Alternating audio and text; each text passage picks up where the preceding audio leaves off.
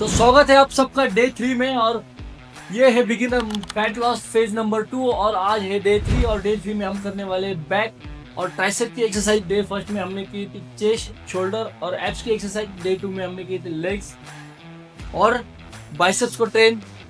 तो बिना देरी के करते एक्सरसाइज को शुरुआत। और एक्सरसाइज करने से पहले वार्म अप जरूर कीजिए। यहाँ पे मेरा वार्म अप हो चुका है।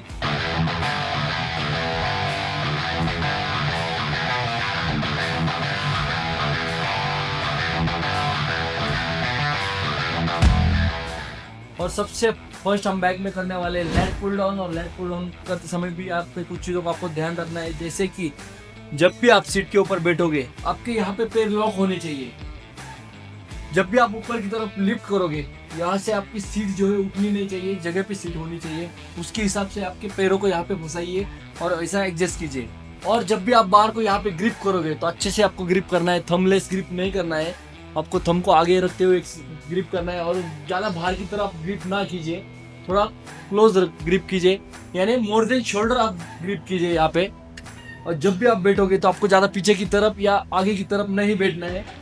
जब भी आप एक्सरसाइज परफॉर्म करोगे तो आपको पीछे की तरफ थोड़ा टील होना है। जब भी आप पुली को पुल करोगे तो बैक में अच्छा सा कॉन्ट्रैक्ट फील करना है, यानी आपकी स्कैपुला को ज्वाइन करना है और धीरे से पुली को ऊपर की तरफ छोड़ना है।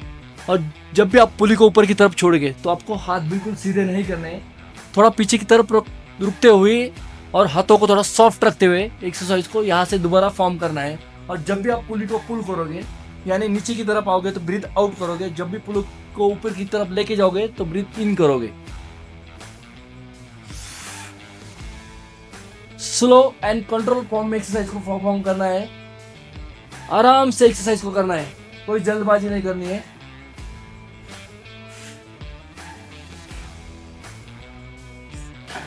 और इस एक्सरसाइज करने वाले हम 4 सेट। फर्स्ट सेट जो होगा आपका 20 का होगा, उसके बाद 18, 15 और 10 ऐसे आप करने 4 सेट। लेग पुल डाउन के बाद नेक्स्ट एक्सरसाइज जो करने वाले हम बोथ हैंड डंबल रो।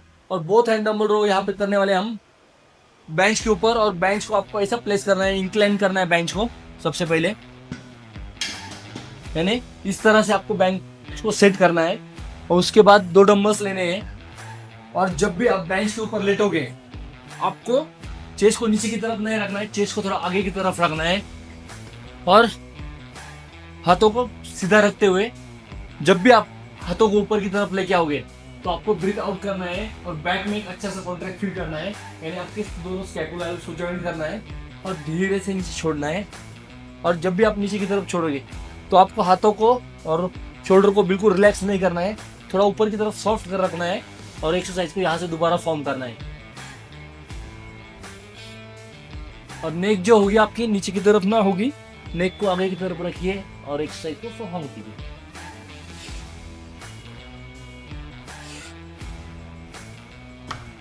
और वेट उतना ही लीजिए जितना आप परफॉर्म कर सकते हो।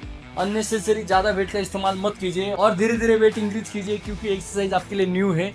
तो आपको फॉर्म अच्छी तरह से आना चाहिए और आपको कोई इंजरी नहीं होनी चाहिए। उसके हिसाब से आप जैसे जैसे आपका स्ट्रेंथ बढ़ेंगी वैसे वैसे वेट को इंक्रीज कीजिए। और इसके करने वाले हम 3 सेट और रैप रेंजेस जो होने वाली है हमारे यहाँ पे 20, 18 और 15 ऐसे आपको 3 सेट परफॉर्म करने हैं। और इसके बाद नेक्स्ट एक्सरसाइज जो करने वाले हम बैक के लिए वो होने वाली है lat pull down close grip. और lat pull down close grip करते भी आपको कुछ चीज़ों का ध्यान रखना है, जैसे कि आपके हाथों का डिस्टेंस, यानी कम से कम यहाँ से 5-6 इंच आपको गैप देना है। फिर आप ग्रिप करोगे 5 से 6 इंच का आपको डिस्टेंस यहाँ पे रखना है और ग्रिप करना है। उसके बाद जब भी आप पुली को अपनी तरफ पुल करोगे बैक को थोड़ा सा इंक्लाइन रखना है, जैसे हमने लेट पुल डाउन में रखा था उसी तरह से बैठना है, उसी तरह से आपको एक्सरसाइज को फॉर्म करना है।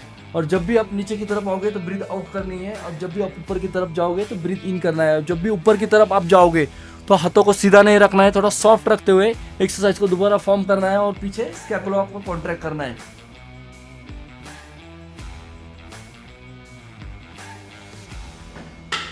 और इस एक्सरसाइज के करने वाले हम 3 सेट और रैप रेंजेस जो होने वाले हैं हमारे यहाँ पे 20, 18 और 15। Close grip lat pull down के बाद नेक्स्ट एक्सरसाइज जो करने वाले हम बैक एक्सटेंशन। बैक एक्सटेंशन करते समय भी कुछ चीज़ों का आपको ध्यान रखना है, जैसे कि सीट को आपके हिसाब से एडजस्ट करना है। और ये एक्सरसाइज हमने फेज 1 में की थी और फेज 2 में भी एक्सरसाइज को हम कर रहे हैं।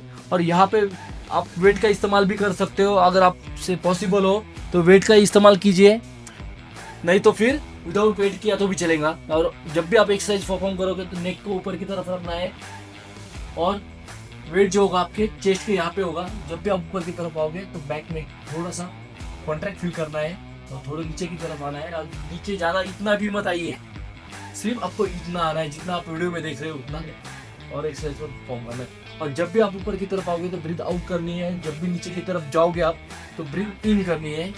स्लो एंड कंट्रोल फॉर्म में एक्सरसाइज को करना है।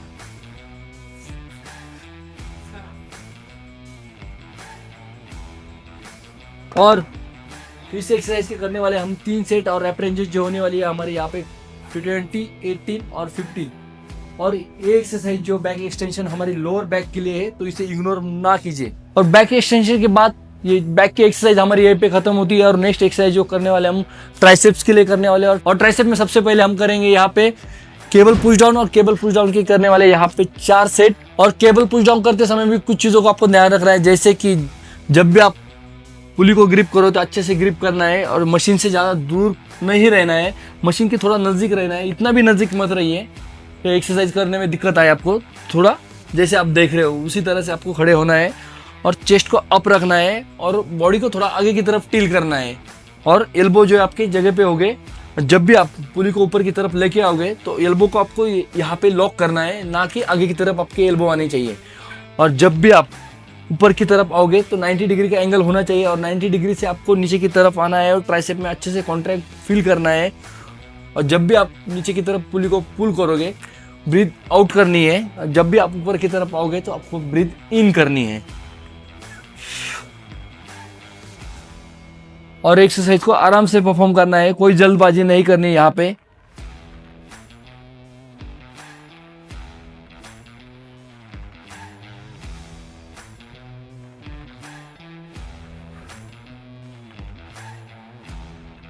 और इस एक्सरसाइज के करने वाले हम 4 सेट और रैप रेंजेस जो होने वाली है हमारे यहाँ पे 20, 18, 15 और 12 रेपिटेशन। केबल पुश डाउन के बाद नेक्स्ट एक्सरसाइज जो करने वाले हम बेंच डिप्स, और बेंच डिप्स के करने वाले यहाँ पे 3 सेट। और बेंच डिप्स करते समय कुछ चीज़ों को आपको ध्यान रखना है। फेज 1 में भी एक्सरसाइज को फॉर्म किया था और फेज 2 में भी एक्सरसाइज को परफॉर्म कर रहे हैं हम।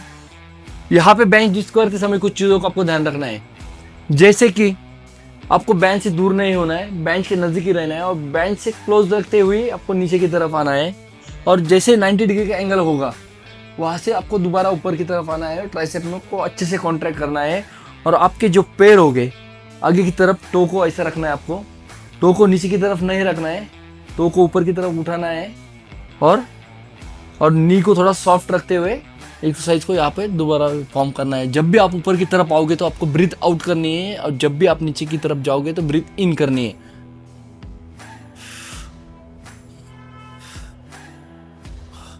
फर्स्ट सेट जो करने वाले हम 20 रेपिटेशन, उसके बाद 18 और 15 का जो रेपिटेशन हो गया आपके, यहाँ पे आप वेट भी ऐड कर सकते हो अगर आपको पॉसिबल हो। 2.5 kg, 5 kg या 10 kg आपके हिसाब से वेट को इंक्रीज कीजिए, लेकिन एक्सरसाइज सही फॉर्म में कीजिए, उसके हिसाब से वेट इंक्रीज कीजिए और एक्सरसाइज को फॉर्म कीजिए। बेंच डिप्स के बाद नेक्स्ट एक्सरसाइज जो करने वाले हम ट्राइसेप्स के लिए सीटेड रोप एक्सटेंशन। और सीटेड रोप एक्सटेंशन करते समय कुछ चीज़ों का आपको ध्यान रखना है।